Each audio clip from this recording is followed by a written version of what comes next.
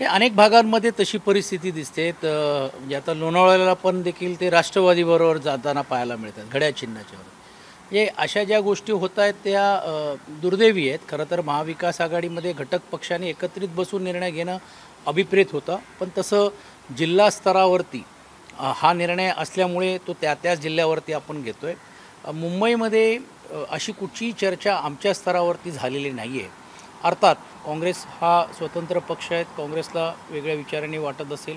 पण एक गोष्ट नक्की आहे की यामध्ये मुंबई शहरामध्ये शिवसेना पक्ष आणि मनसे हे एकत्रित जाणार आहेत. आता काहींना त्याच्यात यायची इच्छा असेल तर ते येऊ शकतात, काहींना इच्छा नसेल तर नसेल. पण या सर्व बाबतीत महाविकास आघाडीचे जे सर्व नेते आहेत हे लवकरात लवकर नगर परिषदा आणि पंचायती झाल्यानंतर बसणार आहेत.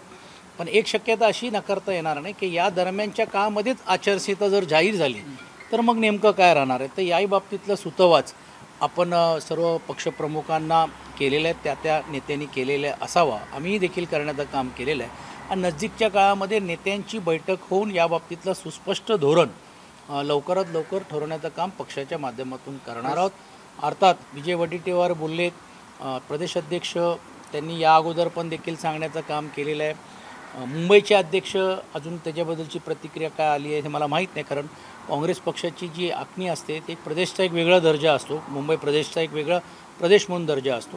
आणि म्हणून विजय वडेट्टीवार पण एक ज्येष्ठ नेते असल्यामुळे मला असं वाटते त्याच्याबद्दल अजून काही प्रतिक्रिया देणं उचित होणार नाही.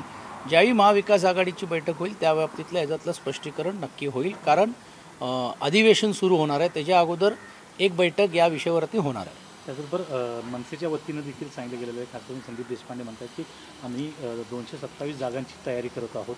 अजून दोन्ही ठाकरे बंधूंच्या युतीची अधिकृत घोषणा नसली तरी 227 जागांची तयारी आहे, परंतु 125 जागा तर आम्ही पूर्ण तयारी करू. बघा, पक्षाच्या वतीने मला किती बोलण्याचा अधिकार आहे ह्यालाही मला मर्यादा हे मला माहीत आहे. त्यांनाही किती बोलावं काय नाही बोलावं तो त्यांना त्यांचा मर्यादित अधिकार असलं पाहिजे. आता त्यांनी जर तसं सांगितलं असेल तर तुम्ही जर बघता की दोन्ही नेत्यांनी वेगवेगळ्या व्यासपीठावरती एकत्रित रीतीने लढायचं आणि एकत्रित रीतीने आपण यायचं अशी भूमिका ही घेतलेली आहे. मला असं वाटत नाही की तशी मानसिकता त्यांची पक्षाची असावी. त्या बाबतीतला उचित निर्णय योग्य रीतीने ज्यावेळी होईल चर्चा होईल, कारण आता चर्चा तशी कुठे सुरुवात झालेली नाही आहे. म्हणजे आता उदाहरण द्यायचं असेल तर मी पुण्याचा संपर्क प्रमुख असल्यामुळे मला अधिकारवाणी बोलता येईल. तिकडे देखील स्थानिक स्तरावरती शहर प्रमुख बोलायला सुरुवात झालेली आहे. मग त्यामध्ये तुम्हाला आश्चर्य वाटेल की महाविकास आघाडीमध्ये मनसेला पण घ्या असं एक वर्ग त्याच्यामध्ये पण आहे. पण ह्याचा अर्थ ती भूमिका काय प्रदेशवर होऊ शकत नाही. म्हणून वेगवेगळ्या भूमिका हे येत आहेत, त्याच्याबद्दल वेगवेगळ्या प्रतिक्रिया देणं उचित होणार नाही. लवकरात लवकर त्या बाबतीतला उचित निर्णय होईल. ठाकरेंच्या शिवसेनेने काही जागा काढल्या, जसं मनसे म्हणते की 125 जागांवर आमची ताकद आहे.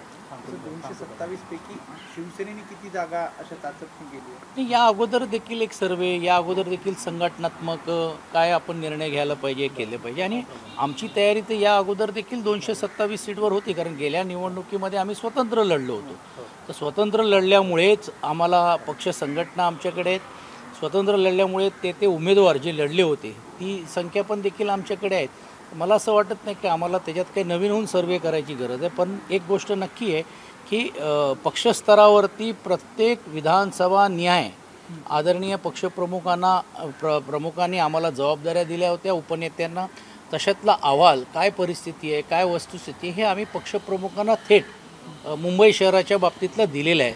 आणि म्हणून तो अहवाल त्यांच्याकडे आल्या संकचित होऊन त्यात पक्षप्रमुख निर्णय घेतील.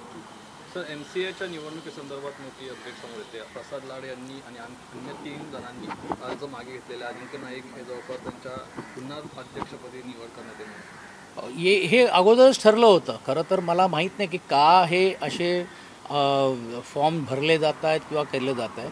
आणि माझ्याकडे पण MCAची पूर्ण बॉडी जी आता नवनिर्वाचित काही होतील किंवा आलेत ती देखील आली होती. आणि आपल्याला सर्वांना माहिती आहे की MCAमध्ये सर्व पक्षाच्या व्यतिरिक्त पण जाऊन चांगली काम करणारे लोक हे एकत्रित आले तर त्यांच्या मागे उभं राहण्याचं काम आम्ही केलेलं आहे. मला आठवते पवारसाहेब ज्यावेळी पहिल्यांदा आले होते त्यावेळी आम्ही देखील आमच्या युनियनचे असेल, SLचे असेल, मोठ्या संख्येने तिकडे मतदान आमचं असल्यामुळे त्यांना आम्ही साथ देण्याचं काम केलं होतं. आणि तुम्ही बघितलं असेल त्यांच्या नेतृत्वाखाली जो पॅनल आहे तो पॅनलनी चांगलं काम करण्याचं काम केलेलं आहे. आणि मला वाटते हे ठरलंच होतं. आता कोणी का फॉर्म भरलं आणि काय भरून त्याच्यात निष्पन्न होतो आहे हा हे होत नाही. आता एक वर्ग असाही होता ते मागे लागले होते की तुम्ही फॉर्म भरलं पाहिजे आणि तशी तयारी करता आली असती तर आज 40-50 मतं किंवा मतदार आहेत हेही मला सांगत होते. पण आपण बघितलं असेल की दूरदृष्टिकोनातून MCAच्या निवडणुका व्हायला पाहिजे, राजकारण व्यतिरिक्त ह्या निवडणुका व्हायला पाहिजे ही भूमिका आपण सातत्याने ठेवत असतो. आणि म्हणून अजिंक्य हे आता बिनविरोध निवडून जर आले तर त्यांना निश्चितपणे आमची शुभेच्छा आहे.